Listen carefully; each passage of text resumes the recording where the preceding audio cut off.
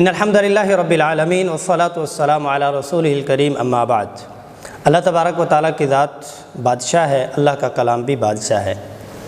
اللہ کا کلام بلند و بالا ہے، جو کہ شخص اس کے ساتھ جڑ جاتا ہے وہ بھی بلند و بالا ہو جاتا ہے۔ اللہ کا کلام باعزت ہے، جو کہ شخص جڑ جاتا ہے وہ بھی باعزت ہو جاتا ہے۔ نامہ پارہ ہے، اس میں سورۃ اعراف کا ایک حصہ ہے اور ایک سورۃ انفال کا حصہ ہے۔ جو سورۃ اعراف کا حصہ ہے اس میں 6 باتیں ہیں۔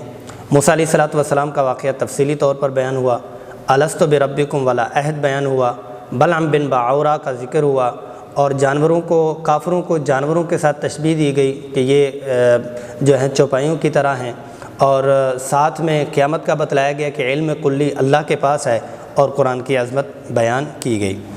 بلعم بن باعورہ کا جو فتح مصر کے بعد جب بنی اسرائیل کو قوم جبارین سے جہاد کرنے کا حکم ہوا تو بہت سارے جو ہے وہ تفصیلی واقعات ہیں۔ بلعم بن باعورہ کے پاس آئے اور کچھ کرو، اس کے پاس اسم اعظم تھا، تو اس کے غلط استعمال کی وجہ سے فمثلہ کمثل الکلب، اللہ پاک نے فرمایا کہ وہ کتے کی طرح اس کی زبان باہر نکل آئی۔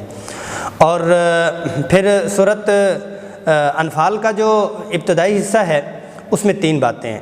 غزوہ بدر کا ذکر کیا گیا، مومنین کی صفات بتلائی گئیں، انما المؤمنون الذین اذا ذکر اللہ وجلت قلوبہم واذا تلیت علیہم آیاتہ زادتہم ایمانا، کہ مومنین کی صفات یہ ہیں کہ جب ان کے سامنے اللہ کی آیات بیان کی جاتی ہیں تو ان کے ایمان بڑھ جاتے ہیں، جب اللہ کی آیات کی تلاوت نہیں ہوتی تو ان کے ایمان کم بھی ہو جاتے ہیں۔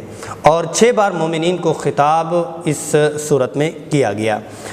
14 نمبر آیت میں، 20 میں، 24 میں، 27 میں، 29 میں اور 45 نمبر میں یہ ذکر کیا گیا، اے ایمان والو دشمن کے ساتھ مضبوط رہو، تم اللہ سے ڈرو، خیانت نہ کرو، اور رسول صلی اللہ علیہ وسلم جب بلائیں ان کی طرف آ جاؤ، اللہ اور رسول کے صلی اللہ علیہ وسلم کی اطاعت کرو، میدان جنگ سے پیٹھ مت پھیرو، یہ والے مضامین بیان ہوئے ہیں۔